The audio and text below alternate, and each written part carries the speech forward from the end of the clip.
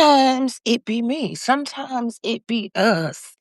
Um, Sometimes it's our own shit that literally be holding us back. And, you know, as I'm taking my little morning drive, this just pops up in my head, which a lot of times, when you're driving, shit, when you're driving to me is like one of the best times to think. No music, just thinking with the driving. So, yeah, sometimes we are the problem.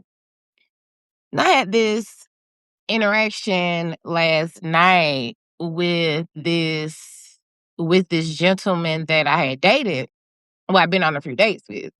And he he ended up bringing me something. He brought something over, and we were having a discussion about our last interaction with each other. And what I realized from the conversation is, shit, sometimes I'm the fucking problem. Sometimes I'm the problem. And, a lot of times we think we have gotten over certain traumas in our lives, and they peek up and they show their heads and they pop out when we are having these interactions with people. And sometimes your traumas like rear their head, like, no girl, I'm still here. I'm still here. It's still a little residual of that shit in you out in this world. And that's what I realized last night. Like, even though I intended not to approach this new situation kind of like with old baggage and with the old mindset, and referring to the one before with the one that I'm dating now. I didn't intentionally go into it with these things, or with the pre-notions or the preconceived things, or just bringing all my trauma baggage into this new thing with this guy that I'm dating. Is not a thing yet, but you get what I mean. So into this new dating thing, and intend on bringing my past baggage. But in conversation with him last night, I realized that shit, I did bring it. I had brought it.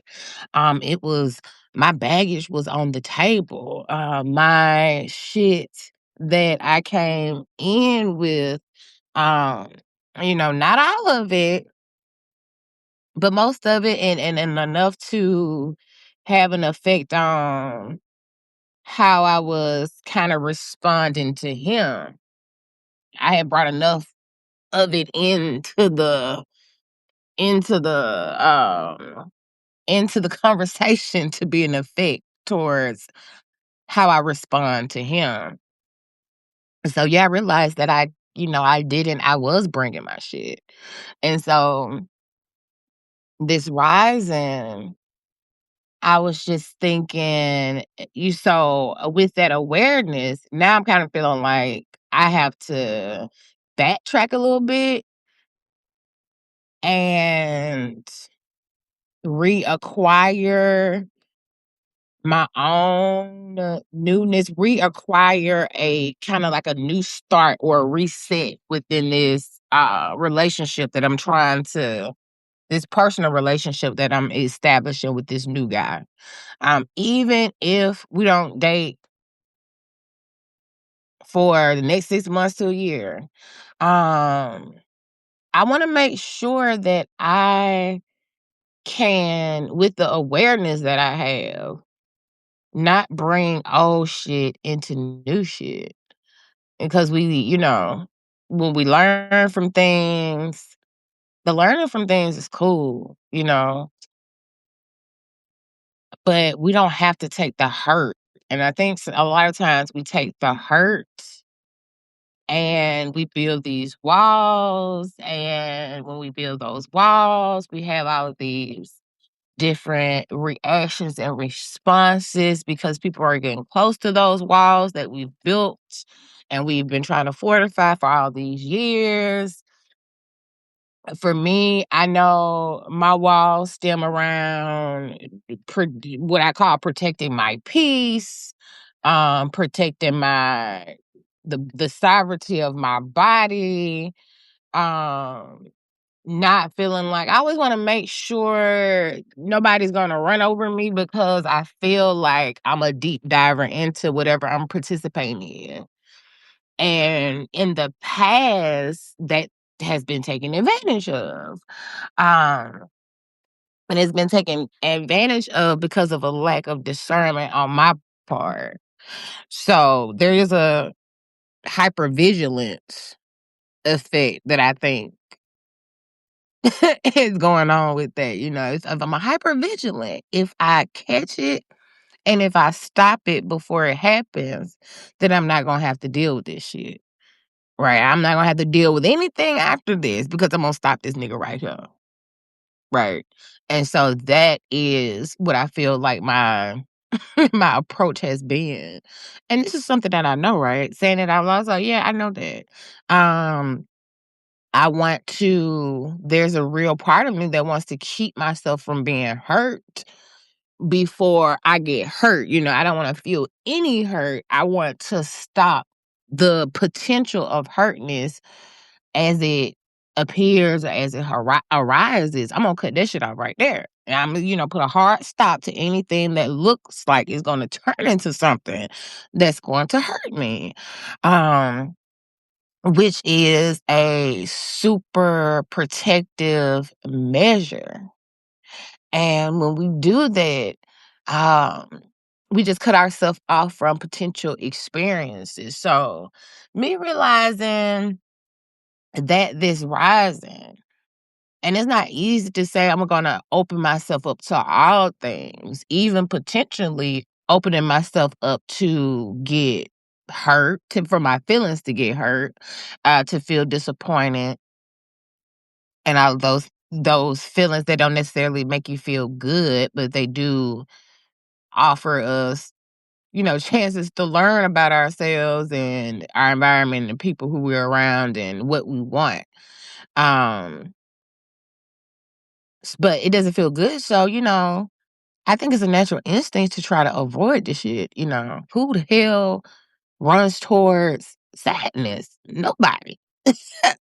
But with that being said, I want my oh, let me turn this car off.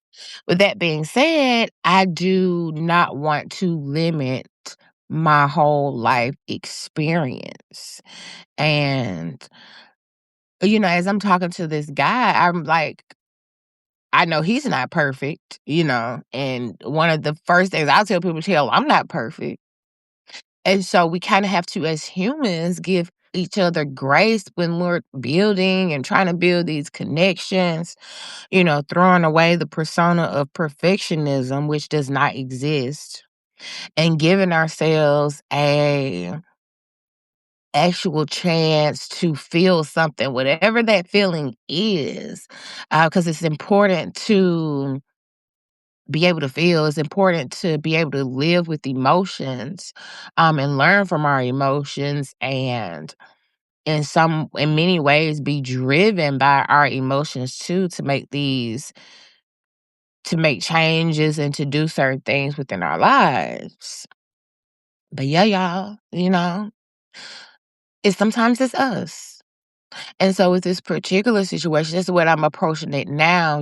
I text the guy because, I really had, like, in my head, I was like, I'm done with this nigga, right? But talking to him last night, it was, my reasoning was very, very surface. And what I'm shooting for is something deep, right? I want deep connections within my life. So I don't want to react or cut somebody off because of something that surfaced when my goal is to give opportunity for something that's deep. I kind of, realize that if I want something deep, I have to give it a chance to get deep. I can't just cut it at the neck. I just can't cut it at the throat without giving it the grace to get deep.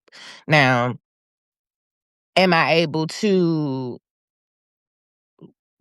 be in discernment with all the experiences that I have if I move into something or if something appears like it's not for me? Hell yeah. But in that and with that, I'm also able to, have fun and allow things to be what they are, and move at their own pace and not be so, what's the word? Strenuous, stubborn, my children would say, about this thing called dating. Because, in a lot of ways it's supposed to be fun, flirty, all of the things. I don't feel like shit needs to be serious until it's serious. And for me, that looks like allowing things to flow and kind of catching my own triggers in the in between, because the triggers are there, right? They're apparent. And like I said at the top, I realized that I was carrying shit in. Um Allowing things to trigger me that didn't have anything to do with this young man, right? Had everything to do with something that I learned about another guy before him. Nothing to do with him. But his action triggered a certain response, which is unfair to him, right? And with that realization, it's also unfair to me because I'm in the present right now. I'm not in the past. I'm not still talking to Joe Blow, or. So I want to allow myself to be in the present too. And I want to do that. So, I reached out to this guy this morning, gave him a rich rising, have a great day, um, showing, I was going to say appreciation. Just reaching out and just, try not to be a bitch. I'm not going to be a bitch today because he doesn't deserve it. He didn't did nothing to me. Nothing at all. So, yeah, sometimes we have to check ourselves. This is me checking myself so that I can also free myself and liberate myself from my own shit. Oh, out. Happy Tuesday, y'all. I love y'all. I will see y'all later.